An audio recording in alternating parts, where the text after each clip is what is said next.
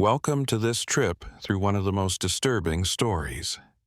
Picture a classy store in the middle of a busy city where rich people came in looking for luxury and left with something much worse than they could have imagined.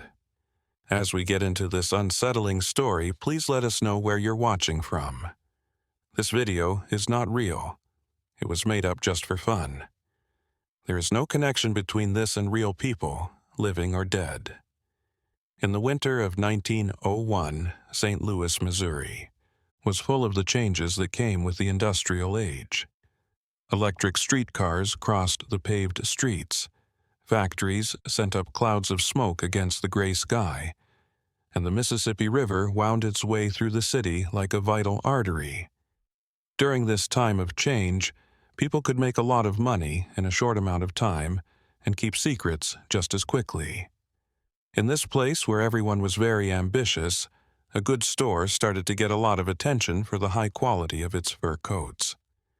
The store was on a busy corner, its shiny windows showing off items that looked like they came from the most elegant European atelier. The owner, a polite middle-aged man with an accent that suggested he was from far away, had a great reputation among the local elite. High society women who walked through the city's ballrooms and theaters in coats that made people jealous and admired wanted his work. The feel was too soft, the texture was too unique, and the drape was just right. Something about those parts went beyond the ordinary, but no one asked where such perfection came from. Customers paid a lot of money because they thought they were getting rare hides from exotic animals in far-off places. The merchant spoke eloquently about trips into the wild interior, skilled hunters, and old tanning methods that made the leather last longer than any other. Every story sounded true. It looked like every detail was real. The shop did well, grew, and the name of the business was pronounced with respect in the most exclusive groups. But there were rumors. When something seems too good to be true, there are always whispers. In the early morning hours, workers in the port district started to notice strange movements. Covered carts came through the back alleys and dropped off packages wrapped in dark tarps.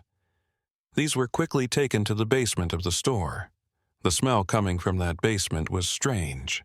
It was not the usual smell of animal hides being treated, some neighbors said, on noises coming from deep inside the building on moonless nights, like metal sounds and heavy things dragging across the stone floor. But in a busy industrial city, it was easy to ignore or blame these problems on the hard work of a dedicated merchant. A tailor who was hired to make changes to one of the coats noticed strange things about the way the material was made, which led to the truth coming out. He had been working in the craft for decades and knew a lot about animal hides. The fibers didn't match any of them. Under a lot of, in the light, small, strange patterns appeared, like marks that shouldn't be there. He was upset and went to see a well-known naturalist who had a private collection of specimens. What they found that rainy afternoon would keep them both up for many nights. The naturalist looked at the material through magnifying glasses and compared it to samples from his large collection. He shook his hands as he turned the tissue over, looking for a logical reason for what he was seeing. The cellular. The structure was nothing like that of any known species. It wasn't a fox, it wasn't a mink, it wasn't any of the animals that are known for their fur. His mind was racing with thoughts that were so upsetting that he had to sit down. His face was as pale as the snow that was starting to fall outside. The Tor and the naturalist argued for hours about what to do with the find. If they told the police about their suspicions without any proof, it could ruin them. Because the merchant had strong ties in they decided to wait, watch, and gather more proof in the city. And so, a quiet investigation began to take place in the dark corners of St. Louis. Other professionals were quietly asked for their opinions, and each one added a new piece to the macabre puzzle that was being put together. They asked a retired tanner who had worked with leather his whole life for his opinion. As soon as he touched the material, his face changed. He remembered that texture from somewhere deep in his mind, something he would rather have forgotten, not remembered. He had seen things during the war that he didn't want to think about. It took methods that no respectable tanner would use to treat that material. These methods broke not only business laws, but also the limits of human decency. The store, on the other hand, kept running as usual. Customers came and went, unaware of the terrible truth they were carrying with them. The merchant kept up his perfect facade by smiling politely, wrapping purchases in nice paper, and taking payments with pretended to be thankful. But people who now knew what his goods were really like started to notice things that they hadn't noticed before. The way he avoided certain subjects of conversation, the way he nervously looked at the basement door, and the way he rushed to make nighttime deliveries all made the network of suspicions grow, linking people who felt the same way. A doctor, who sometimes provided chemicals for preservation processes, started to wonder about the amounts that were being asked for. A postal worker saw mail, coming from faraway places. Thick envelopes with stamps from places known for their criminal underworld sent to the merchant. Each piece of information was like a drop of dark ink falling into clear water and spreading, staining, and showing the shape of something horrible. In 1902, during the hot summer that covered Missouri like a wet blanket, an event almost revealed everything. A customer insisted on going to the store's basement because they said they had dropped a valuable brooch between the floorboards on the second floor. The shopkeeper got very angry and offered to pay a lot of money, but the woman wouldn't listen.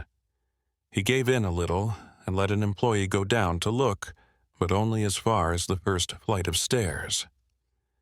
The employee never fully explained what he saw in those short moments, but he left the store that afternoon and never came back, leaving behind weeks of unpaid wages.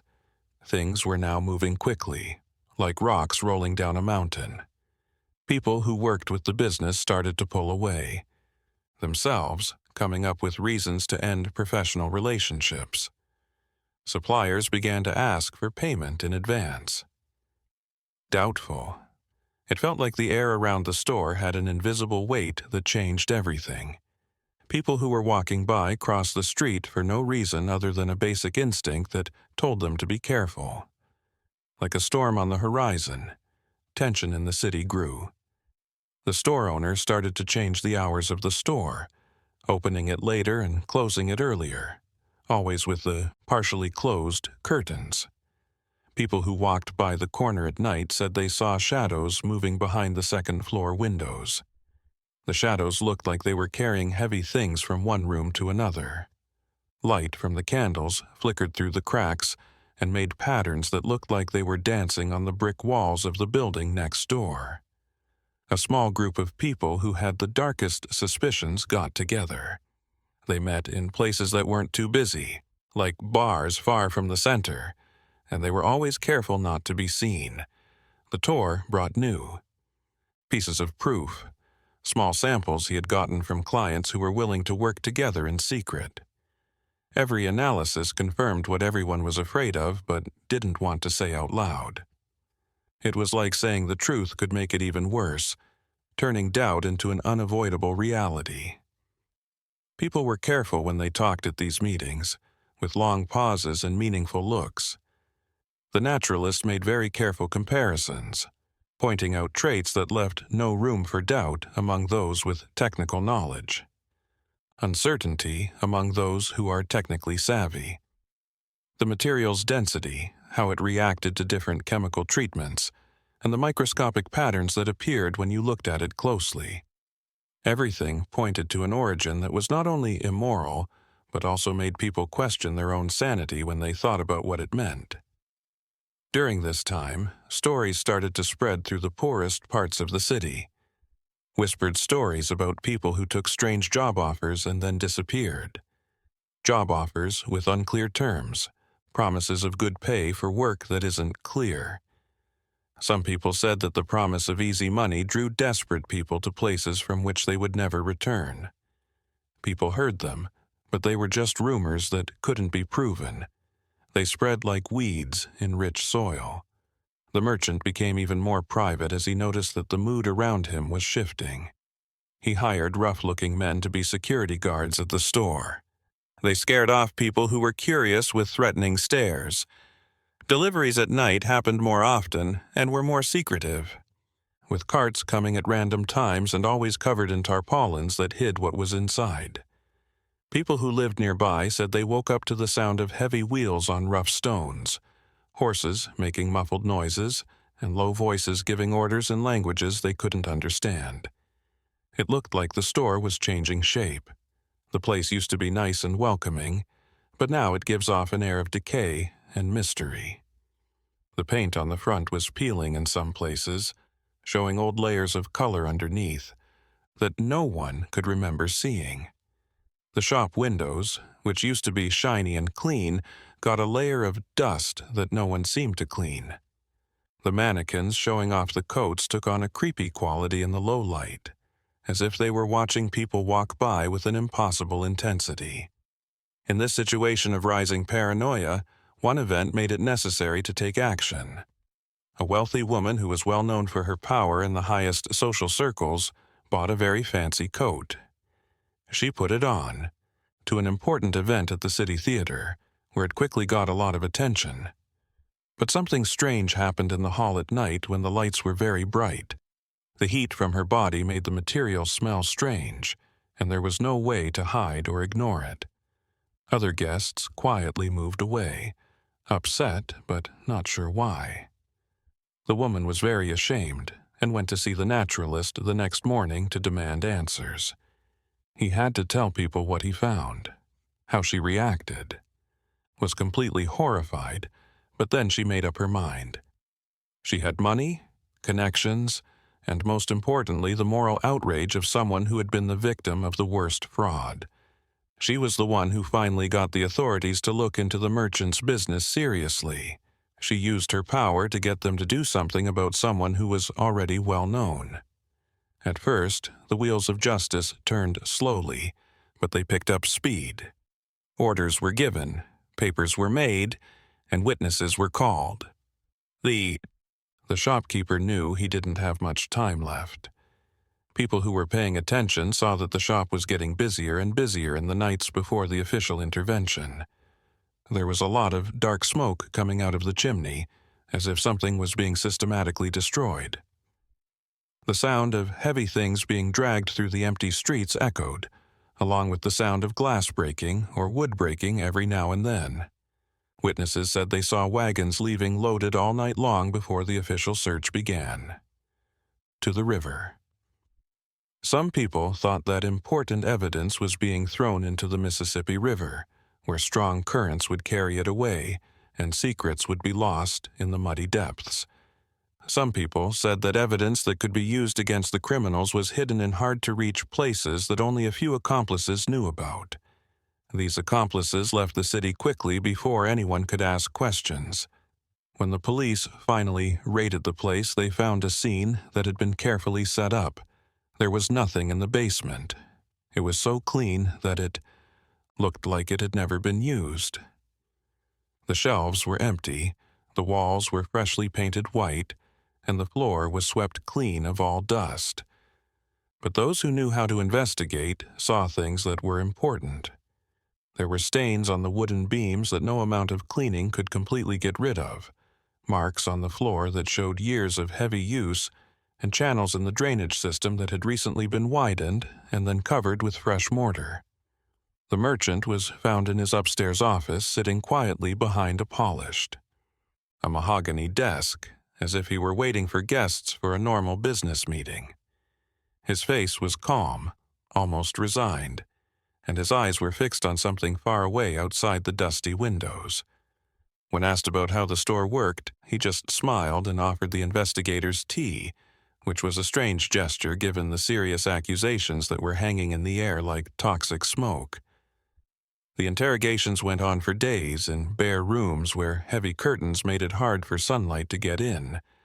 The merchant kept his cool and answered questions with careful eloquence. He never directly admitted anything, but he also never convincingly denied anything.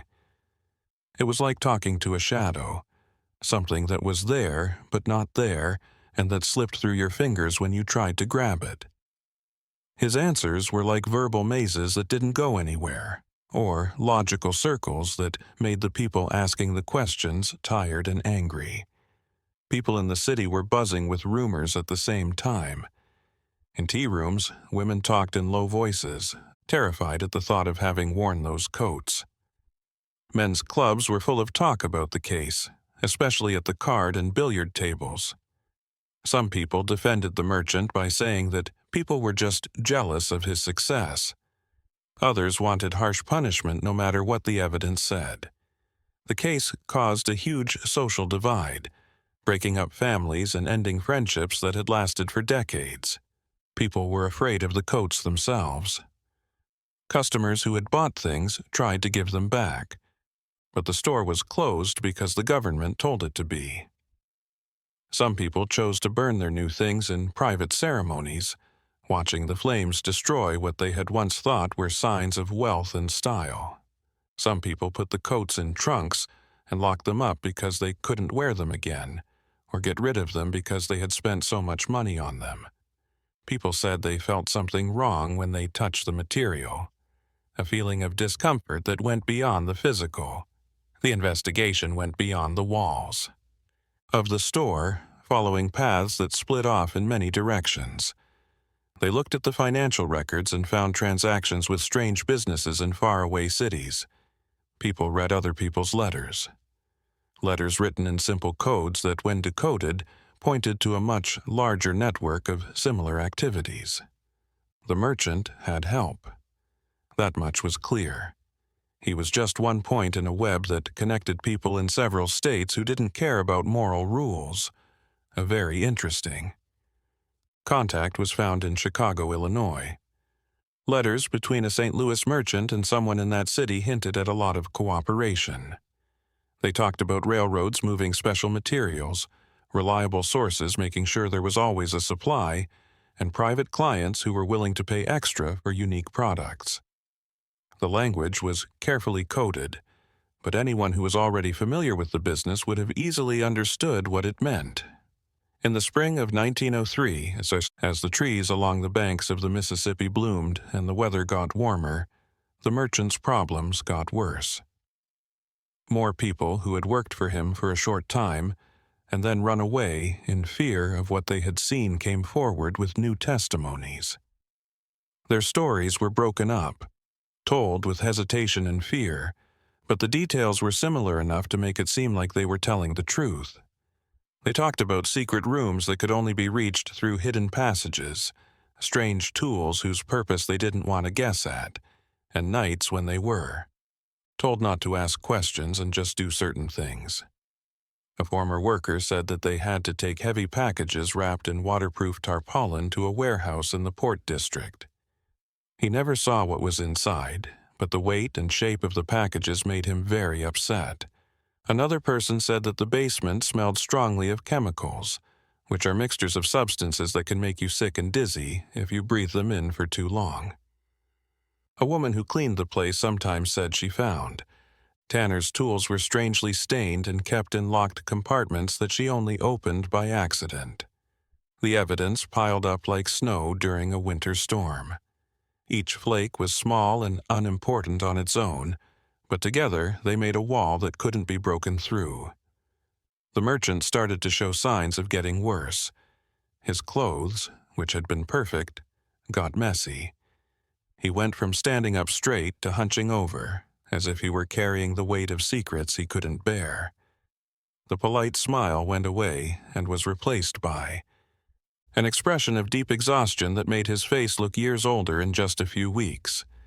As we watch these events unfold over time, we can only guess how much he was going through inside. The guards said that there were times when he looked like he was going to confess everything. He would open his mouth as if to speak, but then he would pull away and bite his lips until they almost bled. Silence was his last line of defense against the growing amount of circumstantial evidence. The town turned into a pot of worry for everyone, as the case dragged on for months. The streets near the empty store got a bad name, and even the most skeptical people stayed away after dark.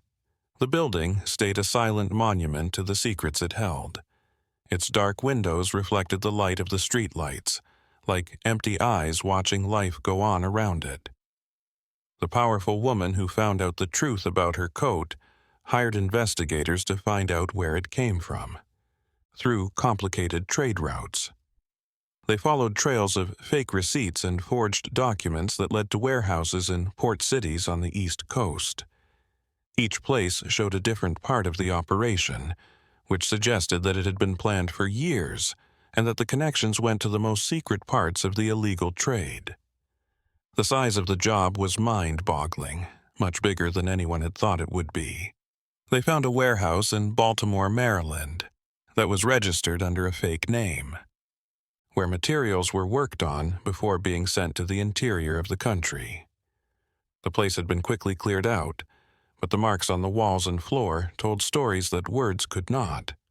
Wooden buildings looked like they had been used for a long time. There were ventilation systems in place to get rid of the smell, and the sewage system had been changed in ways that were clearly not part of the original building. Everything pointed to actions that needed to be kept completely secret and completely ignored the rules of any civilized society. The merchant, on the other hand, was stuck in jail. His refusal to cooperate was hurting his mental and physical health more and more. People who saw him said that he spent hours staring at the walls of his cell, moving his lips silently as if talking to people who weren't there. His hands, which had once been steady and skilled at handling the expensive coats, now trembled all the time, and his fingers twitched in ways that made him feel uneasy and gave him no purpose. The weather changed when fall came. Of the case, golden leaves fell from the trees that lined the streets of St. Louis, making a crisp carpet on the ground that hid the dirt that had built up over the summer. The air got cooler, which made it feel like something was about to end. At this point, one of the merchant's contacts who had been caught in New York decided to speak up in exchange for better treatment. His revelations made things about the operation that had been unclear until then clearer, connecting dots that made it even more. A scary picture. This person talked about an international network of suppliers that works in the shadows of big cities and takes advantage of situations where weak people can be easily taken advantage of. He talked about how to get around using specially modified railway cars, customs officials who looked the other way for a fee, and rich clients in major European cities who saw these kinds of products as the ultimate signs of exclusivity. He said that demand was always exceeded supply, making sure that those who were willing to break all moral rules would make a lot of money. The effects of these new facts shook not just St. Louis, but also other cities where similar operations were said to be going on. There were 2 separate investigations, and each one found different versions of the same macabre theme. In some places, the people in charge were able to get away before being caught and went to countries where extradition was impossible or unlikely.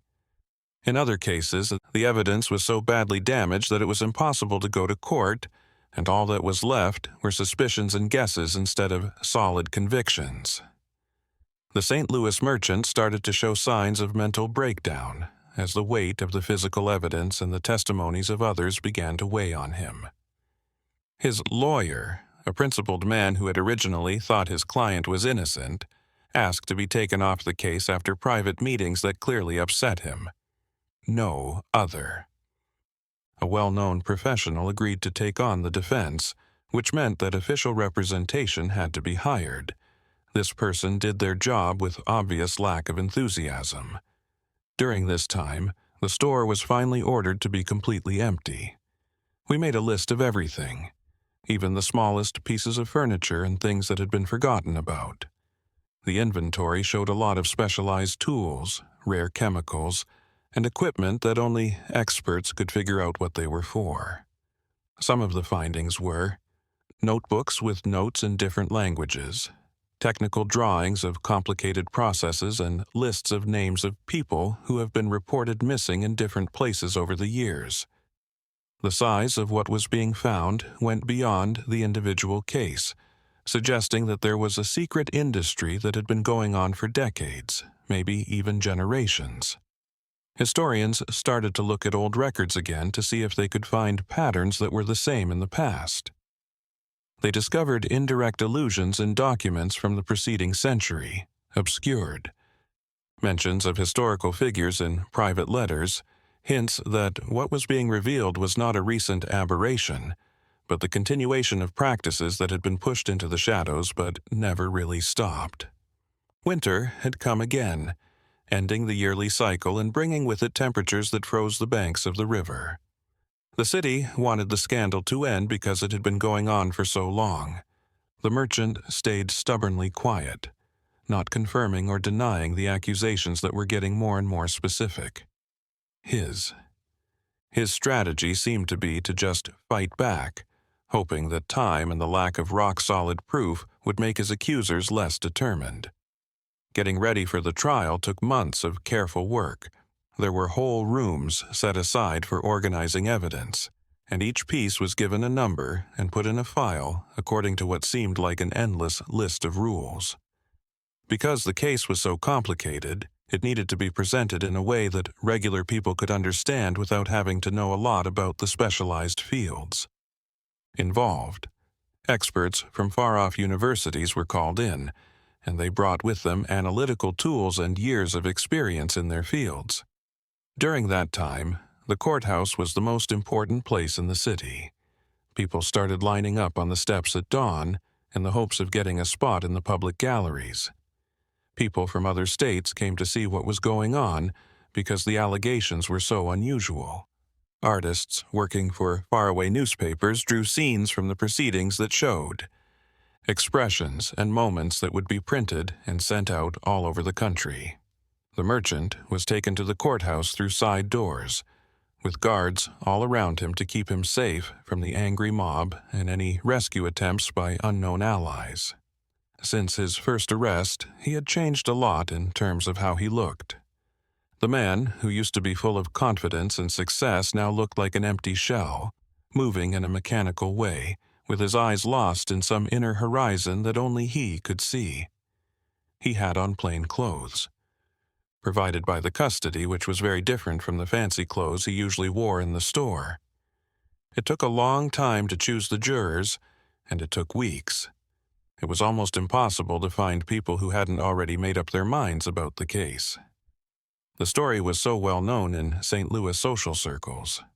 Candidates were asked a lot of questions about their relationships with the merchant, their views on the luxury goods trade, and their moral and philosophical beliefs.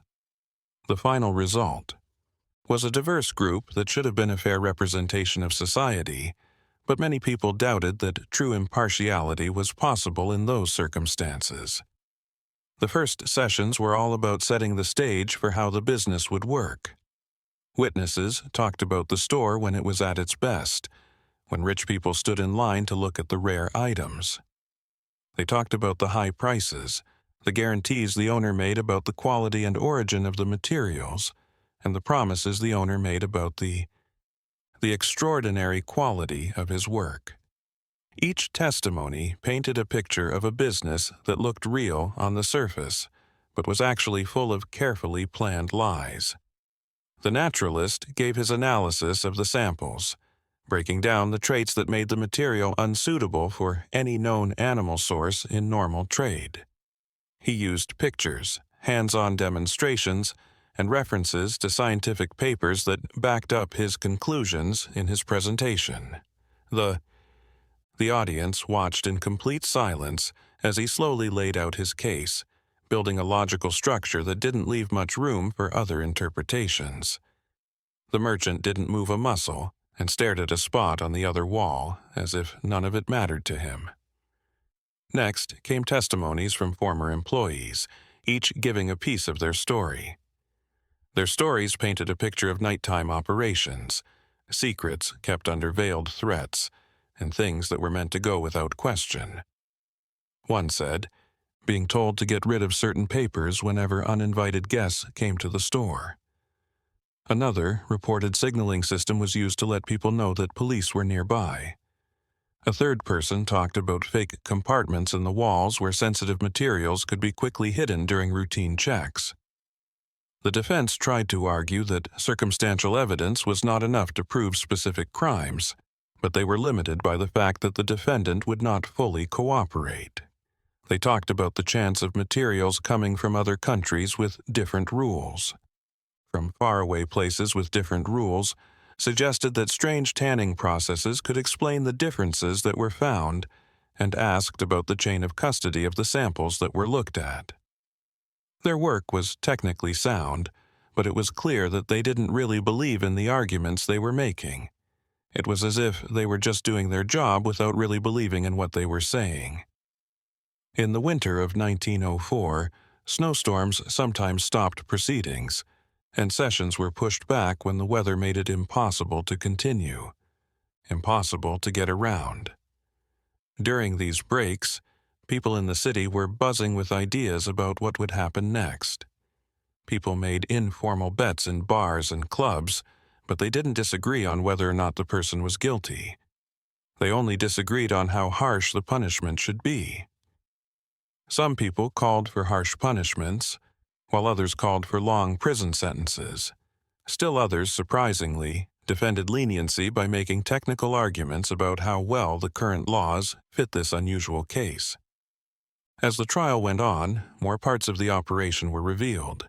Even people who thought they knew everything were shocked by what they learned about the size of the network of contacts, the number of financial transactions, and how long the illegal activities had been going on. Every new session brought out more information, changing what first looked like the actions of a disturbed person into something much more organized and widespread. The fact that more and more people were aware that many others were still free and working in other places added to the frustration of the process.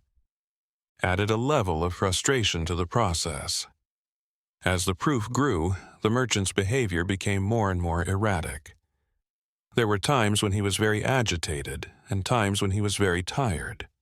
Guards said that he would stay up all night, pacing in circles in his cell and mumbling things that didn't make sense. His mind seemed to wander during court sessions.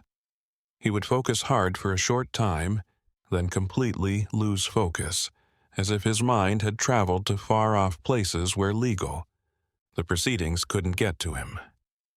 Spring came to St. Louis slowly, bringing with it the thaw of the Mississippi River banks and the awakening of the plants that line the city streets. The trial was in its most important stage, when the final arguments would be made and the merchant's fate would be decided. The courtroom felt so heavy that it seemed like the air was filled with the hopes and fears of hundreds of people whose lives had been directly or indirectly affected by the case. In a roundabout way, by the case. The prosecutors put together their last presentation with the skill of experienced craftsmen. They went back over each piece of evidence, putting the pieces together in a way that made a clear story out of the scattered bits and pieces. They talked about how people had broken the public's trust, how they had taken advantage of people's vanity and desire for social status, and how they had built a respectable facade to hide horrible things. Their voices bounced off the wooden walls of the courtroom, carrying the burden of months of careful research. The defense, on the other hand, did the best it could with what it had. They fought over how circumstantial most of the evidence was, how the collection and analysis methods might have been wrong, and how different interpretations that were unlikely but not impossible could be. It was a defensive position, always backing down in the face of the growing evidence, but it was necessary for the justice system to assume innocence until there is no reasonable doubt that the person is guilty. Everyone had been waiting with morbid curiosity for the merchant to be able to speak in his own defense. When he finally stood up, his body looked smaller than it had before, as if the months of being locked up and under pressure had actually made him smaller. His voice, when it came out, was surprisingly strong, which was strange given how weak he looked, He spoke briefly and vaguely, neither admitting nor denying the specific charges, but hinting at a disturbing view of the limits of business ethics and how ethics can change from culture to culture and time to time. His words made a lot of people uncomfortable. He didn't sound sorry or ask for mercy or understanding. He acted like he was giving a scholarly paper on an abstract subject, completely ignoring the real-life effects of what he did. Some jurors turned away because they couldn't keep their eyes on the person with the blank, uninterested look. Some people stared, as if they were trying to find something human in that strange figure in front of them. A recognizable sign of humanity in the strange figure in front of them. The jury started to talk about the case on a gray afternoon when dark clouds were gathering over the city, threatening a storm. People waited nervously, forming groups in squares and on street corners to talk about what might happen and go over the information that had been made public in their heads.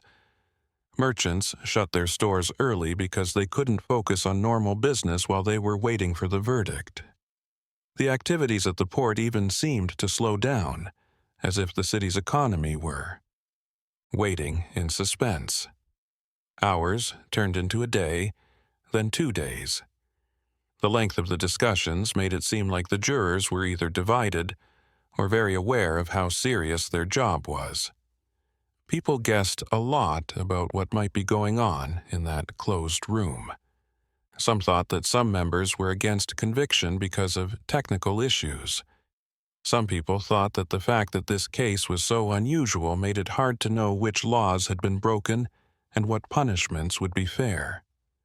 When the jury finally came back to the courtroom, it seemed like the whole city had come to the area around the building. The crowd stretched for blocks, with layers of people trying to get any bits of information that might get through doors and windows. The jury spokesperson stood up and held up the paper with their decision, and the room fell silent. The merchant stayed seated and still, with a face that looked like a wax mask. When the verdict was read, it sent shockwaves through the assembly. Guilty of the main charges, with specific suggestions for how to take into account aggravating factors when deciding on a sentence. The response was mixed.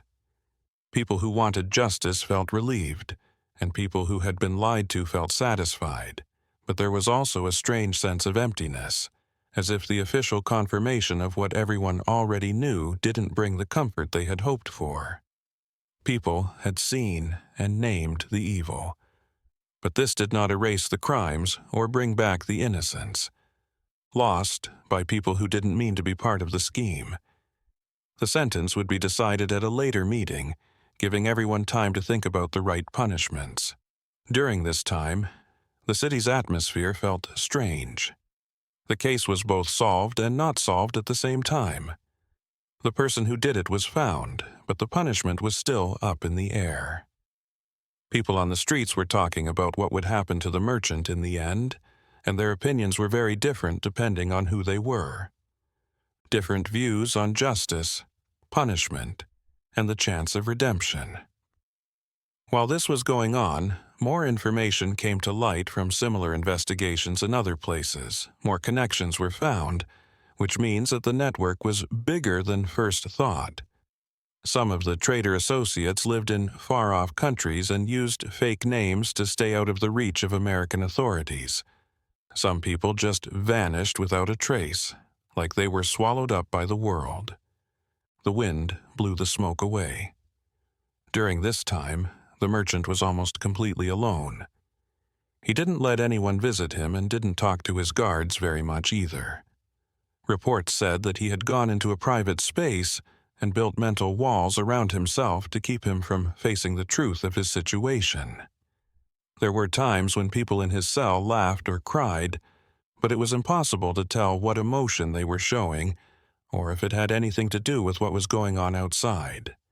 The sentencing hearing got even more attention than the trial itself. The court had to make more room for people, opening up galleries that were usually closed to the public. People from other cities where similar investigations were going on came as observers to see how the justice system would deal with crimes that didn't fit into standard categories. There was a lot of nervous energy in the room, a low, steady murmur that stopped only when the judge came in and took his high seat. The judge in charge of the case had a great reputation and was known for making fair decisions that took both the letter of the law and people's feelings into account. That day, the look on his face showed how heavy the burden of responsibility was. There were no clear examples from the past that he could follow, and there was no obvious way to move forward. He would have to set standards that could affect court decisions for a long time to come, which put a lot of pressure on him. Before giving the sentence, the judge made sure to explain why he made the choice. He talked a lot about the basic rules that make a society civilized, like the shared expectations of decency that let people trust each other. He talked about how betraying someone by using their desires and vanities for immoral purposes is a special kind of betrayal. He chose his words carefully, avoiding inflammatory language, but making his point clear. Deep moral anger. When the sentence was finally read, it showed how serious the crimes were. Being in prison for a long time in conditions that would keep them away from other people, but still meet the minimum standards for humane treatment. The store and all of its contents, as well as any other properties found during the investigation and financial accounts traced through banks in multiple jurisdictions, will be completely taken away. Jurisdictions. The goal was not only to punish, but also to completely destroy the infrastructure that had made the illegal activities possible. The merchant didn't show any signs of being upset when he got the sentence. His face stayed blank, so it was impossible to tell if the words got through to him or just bounced off some mental wall he had built. Guards had to tap him on the shoulder to tell him it was time to leave the courtroom because he couldn't even understand the simplest things. Directions. The crowd was completely quiet when he left, and it was a moment of deep stillness that felt almost holy. After the sentencing, the city had a hard time getting used to what had happened and trying to get back to normal. The merchant's store was finally torn down. A choice made after a lot of arguing about whether to keep it as a piece of history or get rid of it completely, like they do with contaminated sites. Places. The choice to tear down the building won out because people thought that some places have such bad memories that they continue to poison the environment even after activity has stopped. Hundreds of people came to see the building come down, which became a public event. The process had a ritualistic quality to it, as if the city were holding a group cleansing ceremony. After the dust settled and the debris was cleared away, the empty lot looked. It was strangely bigger than the space the building had taken up, as if the absence of the building had somehow made the area bigger. For a long time after that, the lot would stay empty because no developer wanted to build on land that brought back bad memories. The coats themselves became the focus of a morbid obsession.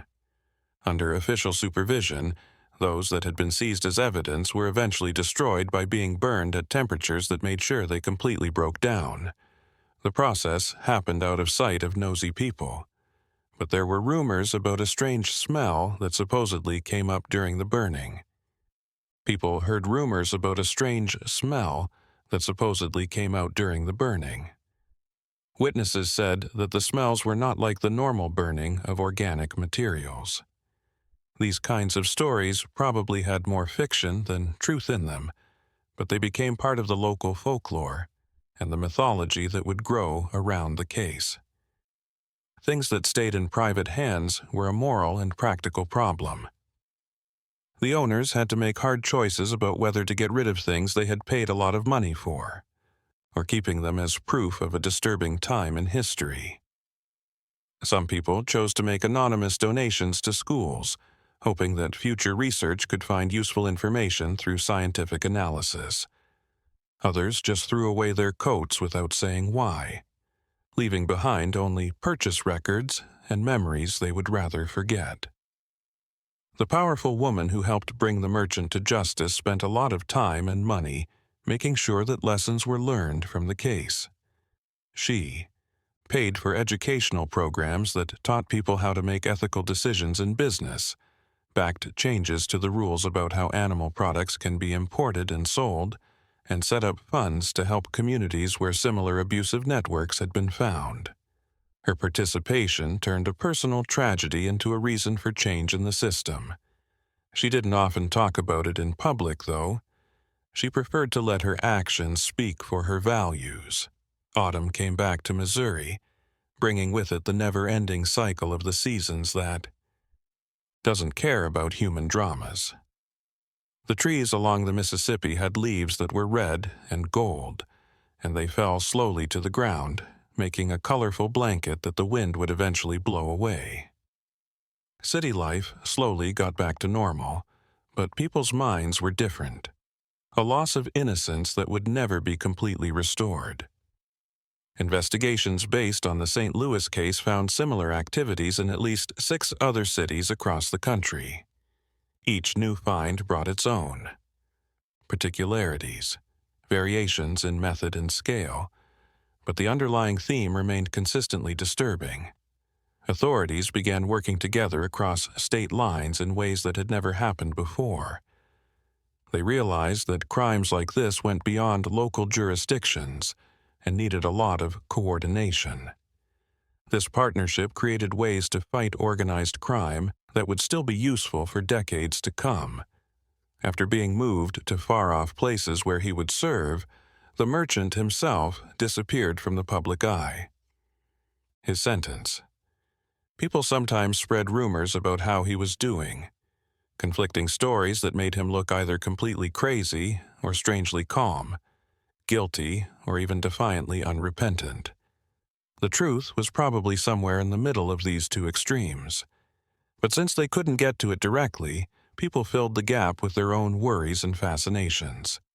As the century went on and new generations grew up without direct memory of the events, the case began to change from lived experience to narrated history, turning experience into a story. As the story spread, some details were changed or made bigger, subtlety gone and drama turned up. For many, it eventually became more of a story than a historical fact, a warning about the dangers of vanity, greed, and ignoring warning signs when faced with the promise of status and exclusivity. Even after the physical rubble was cleared away and the land was leveled, the empty store stayed in people's minds as a ghostly presence. People who have lived there for a long time still changed the way they walked so they wouldn't have to go by the site. A superstitious respect for something that was no longer there in the physical world but still existed in the minds of the people of the city. It was like the geography itself had been permanently marked, leaving an invisible but real scar that changed the normal flow of city life. St. Louis changed a lot over the years, but the case's shadow stayed in small and unexpected ways. The area where the store used to be became a public garden, a choice made by city leaders who thought that beauty and life could help people forget about the sad memories. There were carefully planned patterns of trees, benches under big canopies, and stone paths that wound through flower beds that changed with the seasons. It was a planned effort to change the history of the place by putting pictures of peace on top of foundations that had seen very different things. It's interesting that the garden never became as popular as its planners had hoped. Expected. Visitors were surprisingly few, even though the place was well kept and easy to get to. Families who went to parks like this one in other parts of the city stayed away from this one, giving vague reasons when asked. Some people said that the light there looked strange, even on sunny days, as if it had been filtered through an invisible mist. Others talked about a certain kind of silence, one that was heavy with something that couldn't be put into words and made visitors feel trapped, uneasy, but not able to say why. Collective memory worked in strange ways, passing down knowledge from one generation to the next not just through clear stories, but also through subtle patterns of behavior that were learned and repeated without realizing where they came from. Even people who didn't know the whole history of the place felt like they had to stay away, as if they had some instinct that told them to do so. The rational mind didn't have the right information. Researchers kept looking at the coat's samples in academic settings where they had been kept for study, using more and more advanced tools. Every new analytical method showed that the treatment processes that had been used were more complicated than they had been before. The technical knowledge needed to get that result was very high, which means that the merchant either had a lot of experience or had access to secret knowledge that went back a long time. For decades, or had access to secret knowledge traditions that went back much further than his own lifetime. Social history scholars began to reevaluate earlier epochs, seeking evidence of analogous operations that may have remained unnoticed or been intentionally obscured. Old papers stored in dusty archives had hidden references in private letters that, when read with an understanding of what to look for, suggested that bad habits had been going on for a long time. They weren't. There is no definitive proof, but the patterns are consistent enough to suggest that the St. Louis case was only the best documented example of something that has been around for a long time and is more common. The case prompted philosophical contemplation regarding the essence of human vanity and the pursuit of exclusivity. Why did people want to own things that were one of a kind so badly? What made people want to stand out by having rare things, even when they didn't know where they came from or were suspicious of them? There were no easy answers to these questions. But the case was an extreme example that showed how people's minds work and how social rules affect behavior in societies that are divided into classes. People started to think of the merchant as a myth because he lived alone and away from the public eye for so long. People told and retold stories that were clearly exaggerated or made up, but they showed what those people needed psychologically. Some people said he had completely lost his mind and spent days shouting in languages they didn't understand. Others kept saying he was perfectly clear, but he didn't say a word since his conviction. There were even stories that he wrote all the time, making long manuscripts that guards took right away and destroyed because they were afraid of what they might contain. In reality, as is often the case, things were probably less dramatic than any of these stories. Official records showed that a prisoner was serving his time without any major problems. Someone who had gotten used to the dull routine of life in an institution, and who didn't often call attention to himself. But the difference between the real person and the legendary figure he had become said a lot about how societies deal with collective trauma, turning people into symbols that mean more than just their physical existence. At the same time, changes to the law in several states were made because of the case. New rules about certifying where products come from, more paperwork needed for the supply chain, and higher fines for lying about business information. These changes were vague and used bureaucratic language that hid the real reasons why they were made. But every clause and every new requirement for transparency was a scar that the case left on the larger social fabric. The argument about how far responsibility went beyond the individual store continued without a clear answer. Did the people who bought and wore the coats do something wrong? Was not knowing an adequate justification when hindsight revealed conspicuous warning signs, and individuals who harbored suspicions yet chose silence due to fear or convenience? What degree of involvement did they have? These questions couldn't be answered with a simple yes or no, but they dealt with the gray areas of morality where most people live their lives. The woman who had brought the case to light eventually died, taking with her memories that were never fully shared. She gave her private diaries to a university library with instructions that they would stay sealed for decades after her death, waiting for future generations who would be able to look at the material without the emotional baggage that people at the time had. It was still unclear what these documents would show, but the fact that they existed suggested that there were more layers of history to be found. The naturalist who did the important studies spent his last years writing down his thoughts on scientific ethics, the obligations that come with having specialized knowledge, and it is important to tell the truth, even if it means facing uncomfortable personal consequences. His reflections were published after his death and have since become important texts in conversations about the role of experts in society and the problems they face when scientific discoveries reveal morally difficult truths. After the incident, the Tor who had first noticed the strange things in the material never worked with furs again. He changed his practice to focus only on fabrics, which made it more in-depth. Even when talking about things made from animals, his decision was personal, but had a lot of meaning. A minor alteration in behavior that reflected profound implications regarding the manifestation of collective trauma in ostensibly trivial individual choices.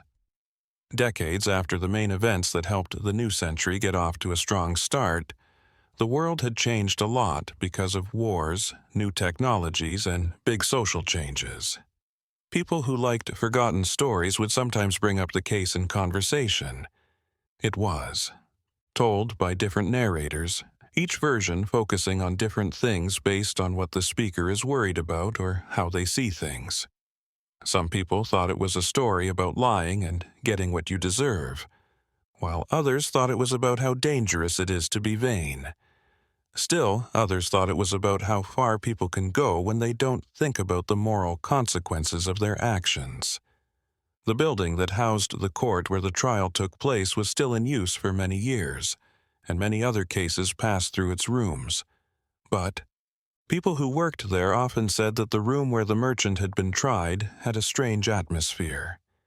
It wasn't something that could be measured or written down, but it was a feeling that judges, lawyers, and staff who spent a lot of time in that space all had. Some people thought it was because of the place's dramatic past. Some people came up with more boring reasons like acoustics and lighting, but the phenomenon kept happening no matter what was said. The years kept going on their unstoppable path, changing the way cities looked and erasing physical signs of events that had once been very important to everyone. St. Louis grew and changed its shape many times. Modern layers cover the old foundations like geological sediments that slowly hide what came before. Where old buildings had fallen, new ones went up. The names of the streets changed. Whole neighborhoods were redesigned based on architectural ideas that had nothing to do with the dramas that had happened there. In those same places many years ago, when the economy needed a more profitable use of that prime location, the garden that used to be there was eventually rebuilt. A new commercial building took its place. A building made of glass and steel that didn't look like anything that had been there before. The people who worked on the new building didn't know much about the land's history, and even if they had known, they probably wouldn't have thought much of things that happened so long ago. Life demanded progress, not always thinking about old shadows. The story, however, lived on in some circles. Urban storytellers put it in their collections of scary stories, but they often mixed it up with other cases, added confusing details, and messed up the order of events. It had become part of the folklore of the area, one of the many stories that old cities collect over time. Each story serves as a reminder that civilization and barbarism are closer together than we would like to believe. The case sometimes came up in college classes on criminal psychology, social history, or business ethics. Professors used it to start conversations about human nature and how social structures can miss abusive behavior when it is hidden behind a facade of respectability. Students wrote essays about different parts of the topic, and each generation had its own point of view based on the values and issues of its time. The merchant's final fate was still a little unclear. Records showed that he died while still in prison, but the details were not very clear. There was no public memorial or funeral of any kind. His body was buried in a cemetery that no one knew about, and the exact location was never made public. It was as if everyone wanted to erase his existence completely, even in death. They didn't want to give him even the small kind of immortality that comes from having a grave that people can visit. There was an irony in this attempt to completely erase everything, by attempting to obliterate his memory. Society unintentionally made sure that he would be remembered by turning him into a noticeable absence, a void that drew attention to itself because it was missing something. Stories thrive on mysteries that are never solved. Every missing or hidden detail became a place where the imagination could run wild, filling in the blanks with ideas that were often more vivid than the actual events. The merchant's methods and knowledge slowly became the subject of detached academic interest. When you take away the moral context that made their use wrong, the processes themselves were technical achievements that went against what people thought at the time. Some researchers contended that examining them solely from a scientific standpoint was legitimate, whereas others maintained that specific knowledge was inextricably linked to its origins and ought to remain unexamined. The debate was part of a bigger argument about the moral limits of scientific research and whether neutral knowledge really exists, or if all knowledge shows how it was learned. The business world changed a lot in the years that followed. The merchant's small independent shop became less common, as big stores that were under much stricter government rules took their place. With traceability and multiple certifications, supply chains became more open, at least in theory. This gave consumers the assurance that the products they bought were made in a fair way. How? There was still some debate about how well these measures worked, but they showed that people understood that markets need oversight to stop abuse. Cases like this have changed the way sellers and buyers interact in a big way. People used to just trust each other, but now they thought it was smart to be a little skeptical. People learned to ask questions, ask for proof, and not believe outrageous claims without proof. It was a subtle, but important cultural change. A group of people growing up after going through hard times that taught them the cost of being naive. The Mississippi River still ran through the middle of Missouri. The waters had seen many stories over the years, carrying both legitimate trade and secrets hidden in their depths. They didn't care about the stories of people living along their banks. It was a reminder of how the natural world goes on, even when people are having dramas. Civilizations grow, fall, and try to learn from their mistakes. There were people who swore they could hear echoes of the past on quiet nights when the city was asleep and only a few insomniacs were out on the streets. Not ghosts in the strictest sense, but something more subtle, a quality in the air that makes you think that places hold memories of important things that happened there. Maybe it was just a figment of the imagination, a way of putting historical knowledge onto everyday sensory experiences. Or maybe there was something more profound. A way that the physical world takes in and reflects intense human experiences, leaving echoes that last long after the events that caused them. The tale of the merchant and his macabre coats served as a disquieting reminder of humanity's potential for both deceit and ultimate justice. It talked about how any complex society has weaknesses and how determined people can use fish and social structures for bad things. But it also showed that communities can eventually face uncomfortable truths and have the courage to look into suspicions, even if it means finding out things they would rather not know. The lessons of the case have been heard over and over again, both clearly and quietly. Institutions changed the way they did things. Laws were rewritten, and people became more aware of some kinds of crime. But maybe the most important effect was less obvious, happening in private talks between people who, while talking about the story, they thought about their own moral choices, the compromises they make or don't make, and the lines they draw between acceptable and unacceptable behavior. As we think about this sad story from a safe distance of time, we might wonder what modern versions of these kinds of things might be happening now. Working in the dark corners of global trade where it's hard to see and keep an eye on things. As technology changes, so do the types of crimes. Conditions may change, but the basic human drives of greed, lack of concern for others, and the ability to justify bad behavior stay the same over time. Like all cities, St. Louis moved on, adding new stories to old ones and building layers of experience that eventually bury the past under the weight of the present.